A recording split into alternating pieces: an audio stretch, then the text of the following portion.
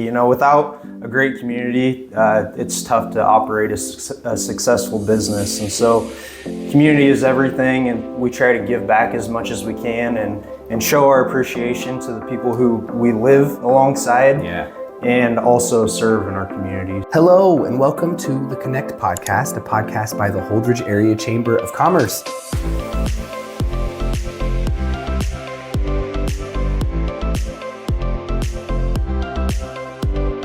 Thanks for joining us on the Connect podcast. Today we're here with Tony from NebraskaLand Aviation. How are you today, Tony? I'm doing good. Thanks for having me, Adam. Absolutely. I'm really excited to get a chance to talk with you. People don't know, but behind the scenes, Tony's on our board here at the Chamber.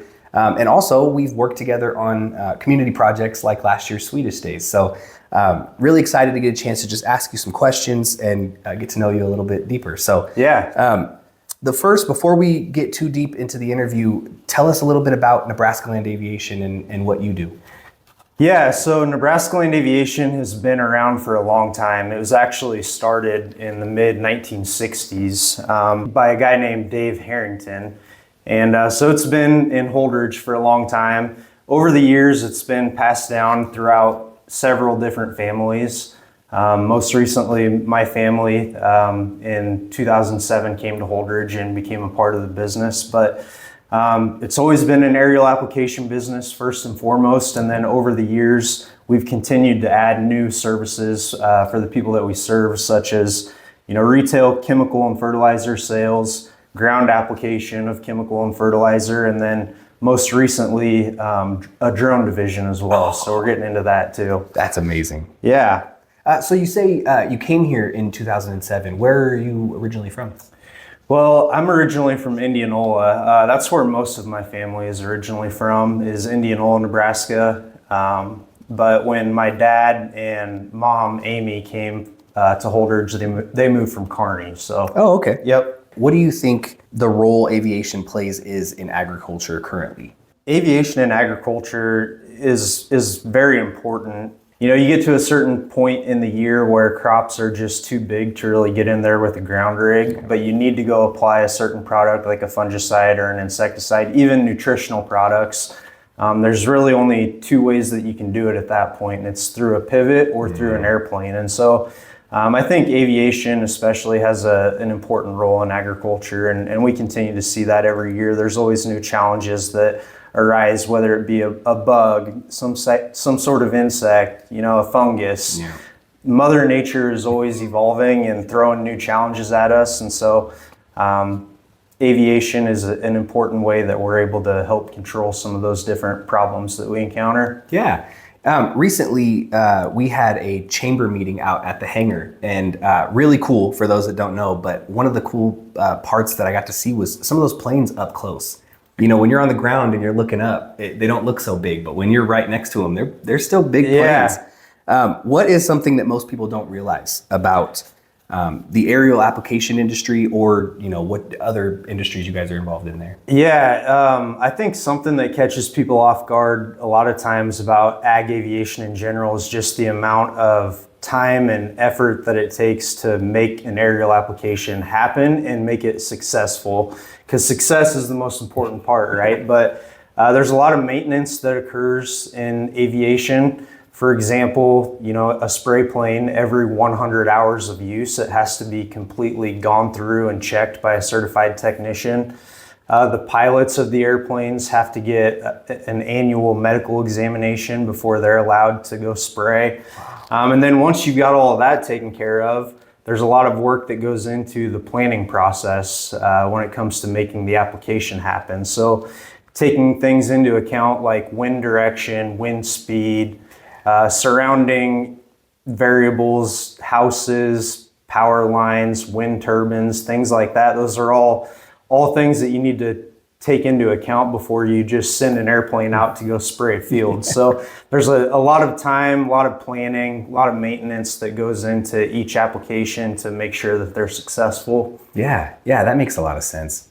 One of the things that's interesting, I just learned this actually while you guys are learning this, but you said you guys are one of many families that have kind of taken this organization and done things. One thing that your family does really well is you guys get involved with the community.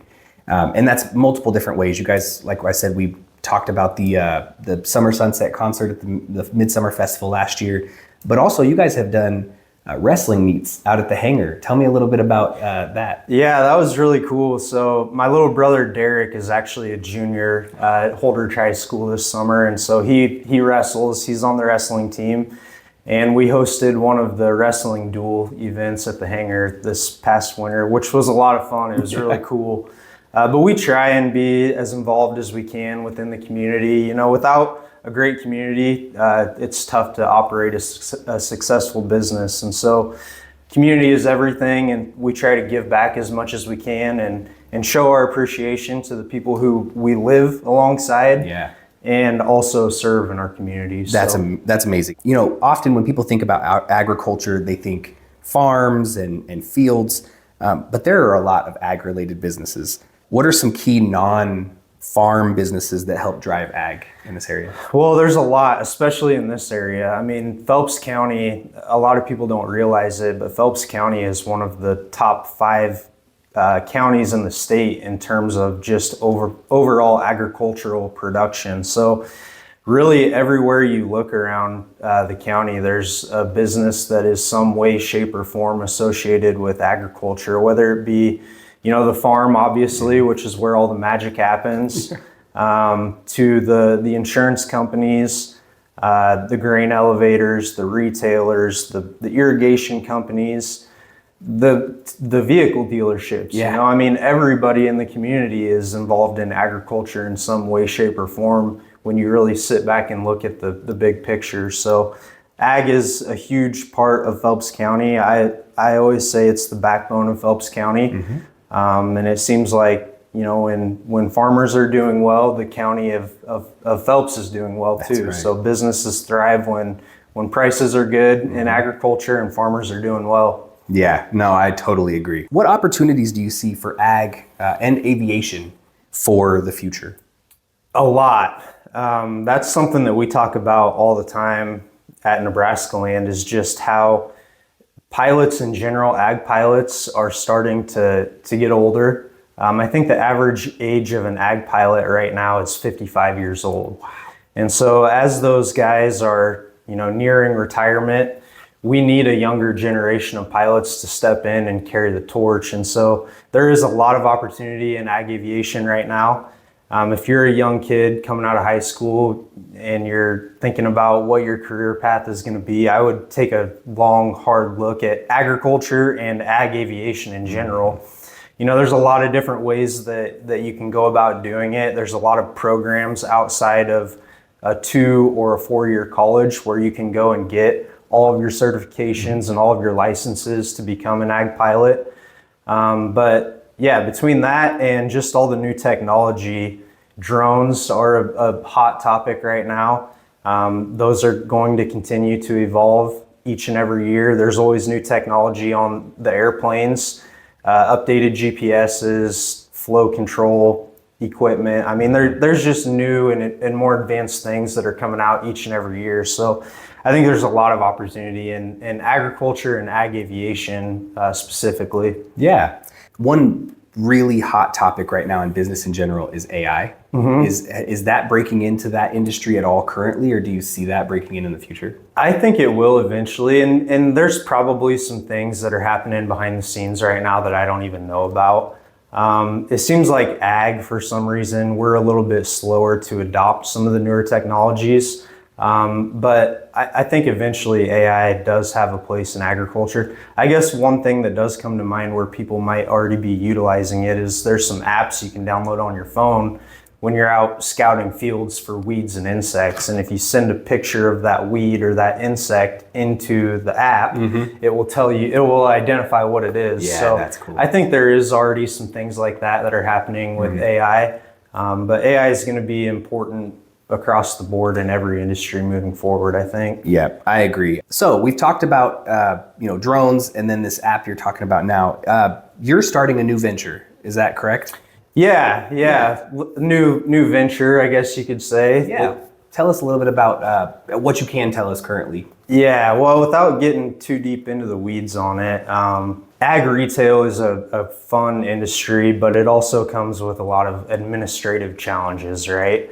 And so part of what we do with Myriad, which is the other company, is we address some of those administrative challenges that ag retailers face. So rebate tracking, we automate the process. We help identify what a retailer's true low net cost of goods is. There's a margin development tool. You can view purchases and sales information, but it integrates with a retailer's accounting platform that they're already using. So it just helps to automate that whole process and make the administrative tasks of running a retail business day to day a lot easier for people. Yeah. When doing something like that, and I'm assuming this is a team project that you guys have some people helping, but how do you balance running your current venture and then trying to bring something else up from the ground? It's challenging sometimes for sure. It takes a lot of time, but I think luckily for us, the most important part has been the team of people that we have around us. We have some great people at NebraskaLand. We have some great people at Myriad, and without them to help shoulder some of the load, none of it would be possible. So we do have a great team of people that we work alongside each day, and that's the most important part, I think, for making all of it come together. Yeah. If somebody has never been to an airstrip, what do you think is one thing that everyone should experience? The communication aspect of aviation has always been really interesting to me, I guess. Unless you've flown an airplane or you've been in that cockpit with the headset on, you don't realize all the communication that's happening back and forth between the pilots as they're coming in on final or getting ready to take off, So if you've never witnessed that or been around it, come out to the airport sometime and turn on the radio and listen to it for a while, Come check it out, see what it's like. But I think that's something that people would find really interesting. I definitely did. When we were having our meeting, there's a radio in there that was on, and it was very interesting to hear. And I'm sure we're just getting pieces of it, but to hear the planes going back and forth and then to hear them talking was really fun. Yeah. In general, what's something the community can do to help support and continue to support NebraskaLand Aviation? I don't really have anything off the top of my head that I could say the community could improve upon. I think Phelps County in general is just a great place to live. It's a great place to run a business, a great place to raise your family. So I can't think of anything off the top of my head that I could recommend as far as improvements go. Good job, Phelps County.